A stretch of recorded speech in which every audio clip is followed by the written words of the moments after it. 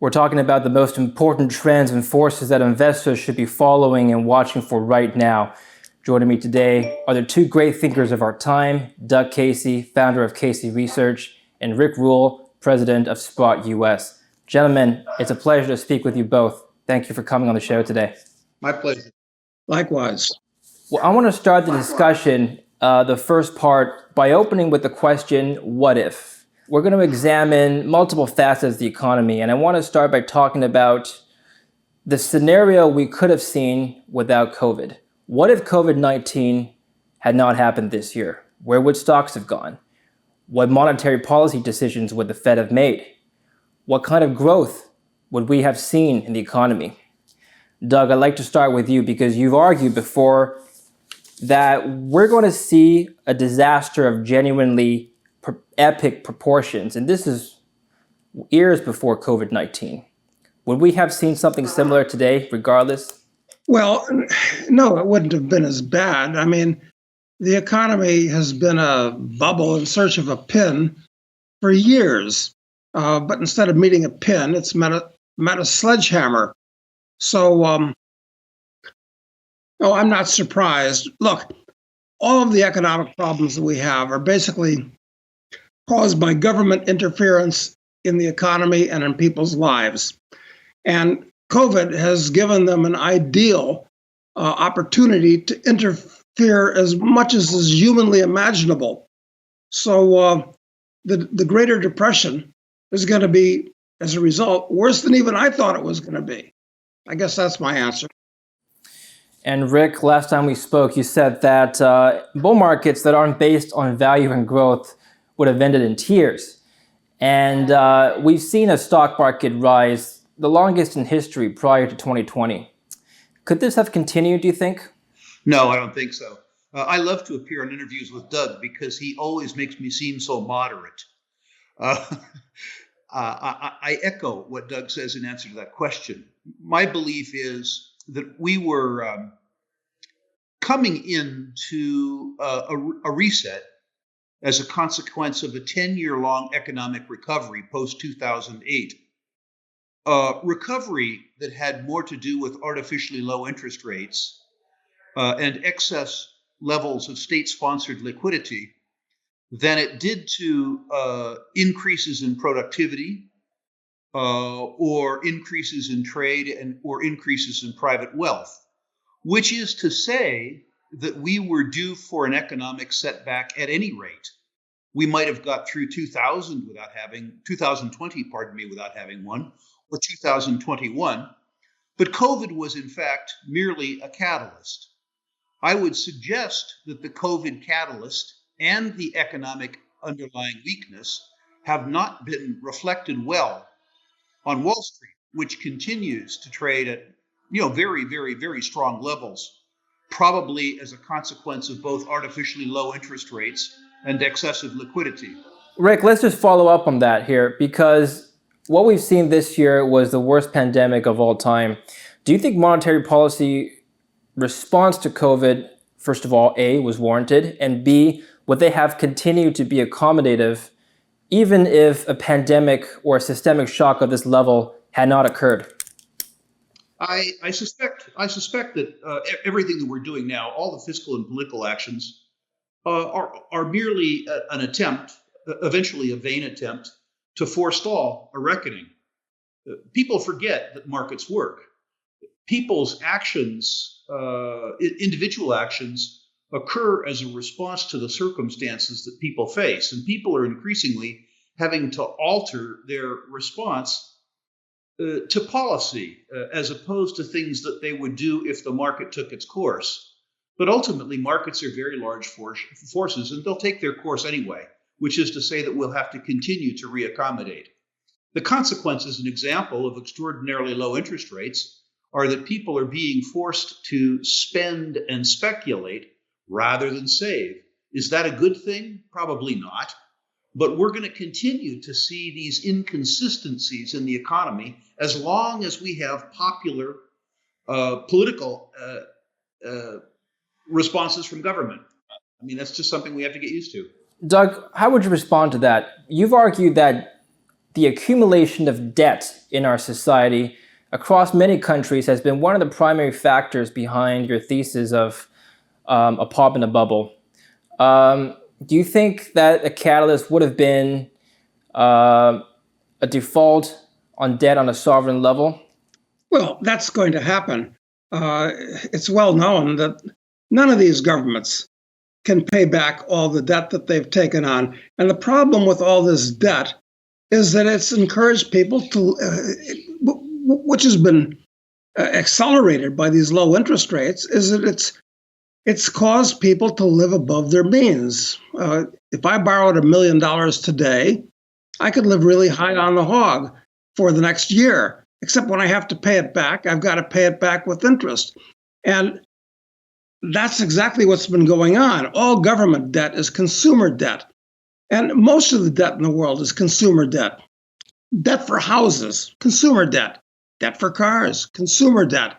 Debt for colleges, consumer debt. Actually, worse than that. I mean, that's a complete waste of money. So this is people borrowing from borrowing the capital that people that has been saved over generations to consume now, or mortgaging their futures. That's the problem with debt. And let me make a comment about this COVID hysteria. It is a hysteria. It's the biggest world hysteria since the late 17th century. The Salem witch trials. I mean, it's a medical event. It's completely minor. It's going to kill just more people than the annual flu does. It's not nearly as serious as the flu of 57 and 58, the Asian flu or the Hong Kong flu of 68. Those killed a lot more people. In fact, most of the deaths from COVID are politicized. I mean, you get in a motorcycle accident. If the autopsy shows that you also had COVID, you were a COVID death. So this is all crazy. So just to follow up on that, so you think that the government's overreacted this year, is that correct? Overreacted is a gross understatement. And it's not only the U.S. government, it's most of the governments in the world today. I'm not a conspiracy type guy, but it almost makes me think it is a conspiracy. It's totally unnecessary. It's totally stupid. It's an excuse to lock the world down and get people used to living in a police state. And it's not good for the markets. It's going to destroy the earnings of individuals, destroy the earnings of corporations. Now, this is going to end very badly. Well, for sure, we've seen the lockdowns impact the economy on a terrific level, 33% contraction of GDP this year. Rick, I'd like to hear your thoughts. Mirroring what Doug has said here, what, if any, government actions were necessary this year? Well, I'd sort of like to beg off that question. I'm not an immunologist, and I'm frankly not a fan of government. So I question my ability to answer the question. It's interesting that the Swedish response, which has been widely reviled in other parts of the West, seems now to have been effective. My suspicion is that we'll know a lot about the disease 2 years from now when the data is in. But of course, the citizenry, when they panic, want the big thinkers, the government, to do something about it. And the big thinkers are always happy to oblige. In truth, I'm better positioned to answer questions about investments than I am COVID, but I can't resist the temptation to respond. Sure. Okay. Doug, you've argued for the decline of America. Well, that America as a whole has been seeing a generation-wide decline in power and influence over the last few decades. This has nothing to do with COVID, for example. My question to you is, has this decline mainly been attributed to internal struggles or America's inability to keep up with foreign competition? Look, the problem is that taxes in America are very high now, and they're going a lot higher, especially if the Democrats win. Regulations are extremely high, and they're not going down. I mean, when Congress is in session, what do? they pass new laws every day, and the same is true on a state and local level. The more laws you pass, the harder it makes it for business to survive. And worse than that, the ethos of America has collapsed over the last couple of generations. Almost everybody goes to college these days, where they don't get an education in things other than gender study and political science and nonsense, basically. They're indoctrinated. So that, no, I hate to say it, but I'm just very pessimistic. Yes, it's true. Technology is going to continue along at the rate that it is, Moore's Law and so forth. But that alone is not the basis for, we're looking at a civilizational decline, not just a market decline, in my opinion. Rick, what do you think? What are the major challenges facing the nation right now that would keep you up at night as an investor? Well, compared to Doug, I'm a raging optimist.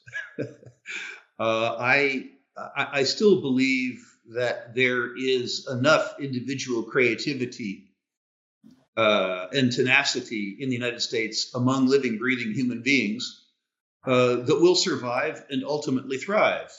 Even in the People's Republic of California, which I've recently fled, you have a society where 5 or 6 kids can commandeer a garage in Sunnyvale, and out pops Google or out pops Apple. The truth is that thus far in my lifetime, our individual creativity and initiative has managed to fund our collective stupidity. And I suspect that there will be some fairly strong resets in the ascent of man.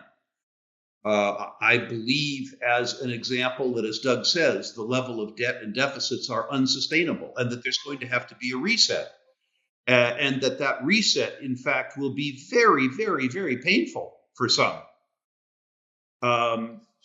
But I do believe that reset will occur, and I believe that we'll come out of this 5 years or 6 years from now, in a way, stronger than we are today. I think millions and millions of people will be inconvenienced. And I'm being very generous with the term inconvenience, or maybe gentle with the word inconvenienced. But my suspicion is that we will all, or most of us, get through this. I remember years ago when I was a young man, when I was boxing, General Motors had a crash impact meter, and they had various fighters punch it to see how hard they punched. And I remember George Foreman's punch being described as severe, but survivable. And I think this round of our collective stupidity will be regarded historically as severe, but survivable. It will be difficult for people who have come to depend on something other than individual initiative. But the truth is that I believe that our individual initiative will continue to be sufficient to fund our collective stupidity. At least I hope I'm right. Yeah, I'd have to agree with that, actually, Rick, because people are like cockroaches, if nothing else. I mean, look at the disasters they've stumbled from in Zimbabwe, one disaster to another for the last 40 years, and they're still alive. And in Venezuela, how could things get any worse? But people still survive. So, yeah, sure. No, I'm not talking about the end of the world, probably. Although if we have World War III, it's likely to be biological in nature, and actually not nuclear, but things worse than nuclear weapons, but we'll still survive that too. Sorry, I'm so pessimistic.